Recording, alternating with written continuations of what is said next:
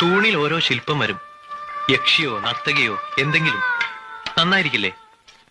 അഷ്ടലക്ഷ്മിയാവും നല്ലത്. സൗകര്യത്തിന് 8 തൂണുകളുണ്ടല്ലോ. അഷ്ടനായികമാരും ആവാം. പക്ഷേ അതിന് തമ്പുരാട്ടി കുറച്ചുകൂടി സൗകര്യങ്ങൾ ചെയ്തു തരേണ്ടി വരും. മരം ഇനിയും വേണോ? കല്ലും മരമൊന്നും അല്ല.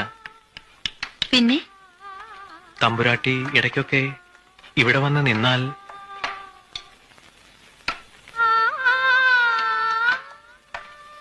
ഞാൻ എഴുതിയ ചിത്രങ്ങളിൽ ഒരു മഹാലക്ഷ്മിയുണ്ട്.